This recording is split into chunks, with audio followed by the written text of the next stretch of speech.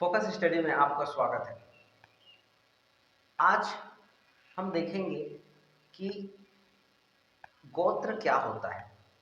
गोत्र जैसा कि आप सुने ही होंगे, कश्यप गोत्र, विश्वामित्र गोत्र। तो इस प्रकार का जो भी आप गोत्र सुनते हैं, तो ये गोत्र के बारे में आज हम जानेंगे अच्छे से कि गोत्र होता क्या है, साथ ही इसकी आवश्यकता क्यों पड़ती है, और गोत्र आप अगर अपना गोत्र पता करना चाहते हैं तो आप किस प्रकार पता लगा सकते हैं। तो इन सभी सवालों के जवाब आज देखेंगे इस वीडियो में। तो चलिए शुरू करते हैं। सबसे पहले गोत्र, गोत्र क्या है, इस सवाल का जवाब देखते हैं। गोत्र क्या है, तो इसका उत्तर हम दे सकते हैं कि गोत्र उस समूह को कहा जाता है जिसका संबंध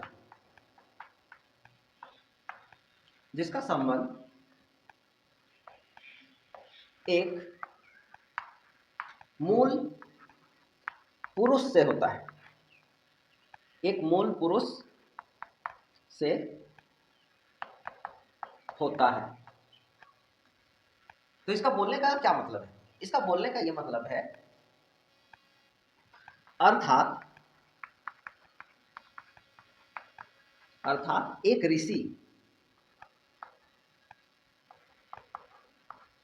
ऋषि से उत्पन्न संतान, एक ही ऋषि से उत्पन्न संतान, जितने भी संतान है, एक ऋषि से उत्पन्न संतानों को ही जो है गोत्र के नाम से जाना जाता है। तो आप इसको ऐसे इस परिभाषा से समझ सकते हैं। इसको समझने के लिए देखते हैं, जैसे आपको पता है कि जैसे कोई एक ऋषि है, ऋषियों के नाम देखेंगे कि कितने सारे ऋषि इसमें है, गोत्र में कितने सारे ऋषियों को शामिल किया जाता है। तो सबसे पहले देखते हैं कि कोई एक ऋषि है, उनका जो वंशज है, जैसे इनसे ये दो उत्पन्न हुए, उसके बाद इन दो से फिर इस प्रकार उत्पन्न हुए, उसके बाद फिर इनसे इस प्रकार फिर उत्पन्न हुए, उसी प्रकार फिर इनसे। तो इस प्रकार जब एक ही पुरुष से जो है और भी जो पीढ़ियां हैं वो उत्पन्न होने लगती हैं एक ही पुरुष से, इस प्रकार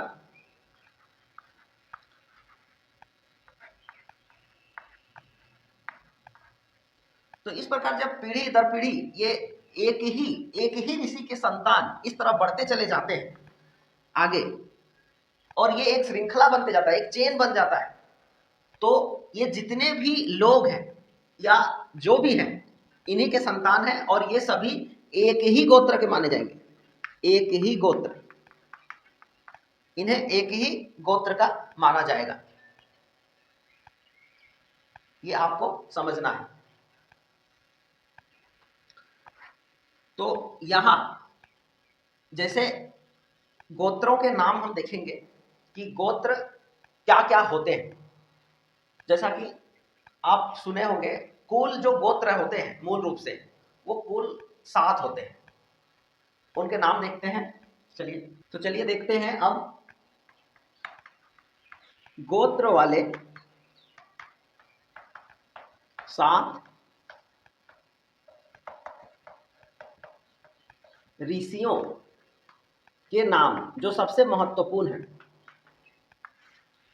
इन्हीं के संतान पूरे विश्व में, मतलब पूरे भारत में, पूरे विश्व में बोल सकते हैं कि फैले हुए हैं।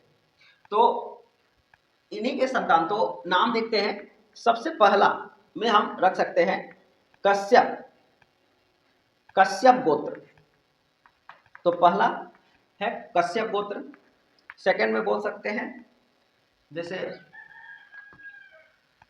कश्यप गोत्र, फिर वशिष्ठ गोत्र, वशिष्ठ गोत्र, तो ये सभी जो है ऋषि हैं। वशिष्ठ ऋषि, कश्यप ऋषि, तो ये ऋषियों के नाम है। ऋषियों के नाम पर ही जो है गोत्र, गोत्र मतलब ही होता है वो व्यक्ति जिसके संतान हम सभी हैं और उसी से सभी उत्पन्न हुए हैं।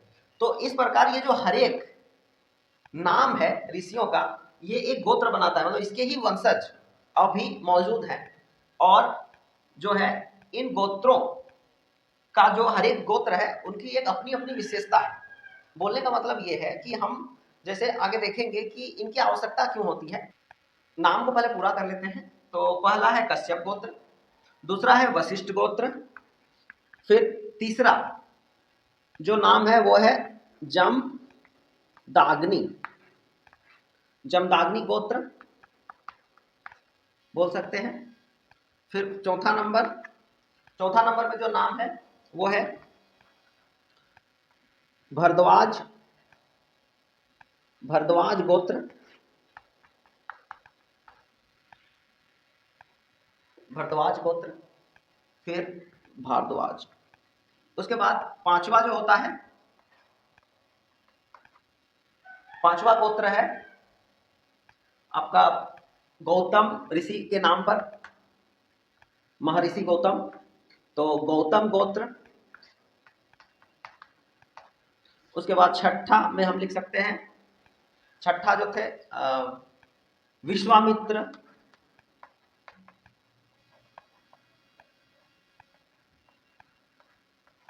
विश्वामित्र गोत्र।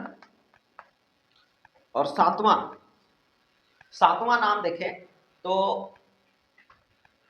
आखिरी जो है ये है अत्रि गोत्र।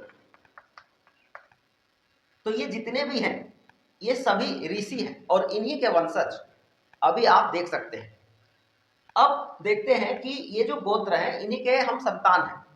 तो इन ऋषियों के जो आगे के वंशज हैं, हर एक ऋषि के अपने वंशज हैं, उन्हीं से उत्पन्न वंशज हैं।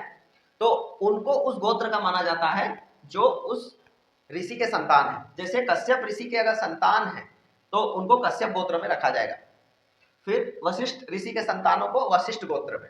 तो इस प्रकार इन सभी को अलग अलग गोत्र में रखा जाता है। इसी में हम ये समझते हैं कि ये जो गोत्र है इसकी आवश्यकता क्यों होती है। गोत्र की आवश्यकता इसलिए होती है कि देखिए जब भी विवाह या कोई पूजा अनुष्ठान किया जाता है तब गोत्र की ज्यादा जरूरत पड़ती है। कारण ये देखा जाता है कि जो जिससे आपका विवाह होने वाला है वो सेम गोत्र का नहीं होना चाहिए। जैसे कश्यप गोत्र का लड़का है और अगर लड़की भी अगर कश्यप गोत्र का है तो इसे जो है ऐसे में सेम गोत्र होने पर जो है विवाह शुभ नहीं माना जाता है। बोला जाता है कि इसमें जो है समान गोत्र में विवाह होने से आनुवांशिक दोष उत्पन्न होता है इंद्रियों में। तो इस वजह से जो है समान गोत्र में शादी विवाह नहीं होता है, यह आपको याद रखना है। इसी वजह से गोत्र जानना बहुत आवश्यक माना जाता है।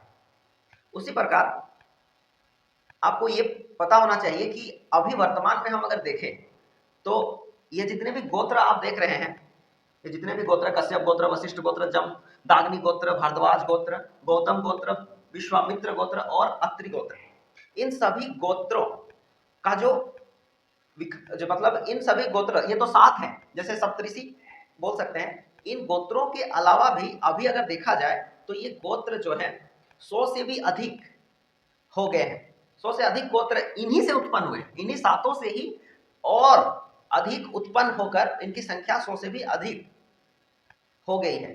लगभग देखा जाए तो 108 आसपास इसको माना गया है अभी कि इतने गोत्र इन्हीं 7 से ही उत्पन्न होके बन गए हैं।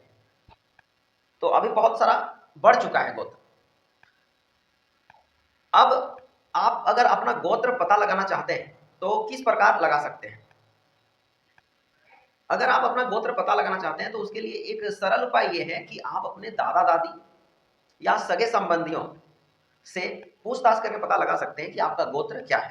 क्योंकि इसके लिए कोई अभी तक वैज्ञानिक विधि बना नहीं है कि आपका गोत्र पता लगाने के लिए ना कोई सूत्र है। तो आप इसको पूछताछ करके ही पता लगा सकते हैं। अपने पिताजी, दादाजी जो भी हैं आपके घर में, उनसे आप पता लगा सकते हैं, या सगे संबंधी या फिर आपके आसपास के जो भी जानकार लोग हैं उनसे।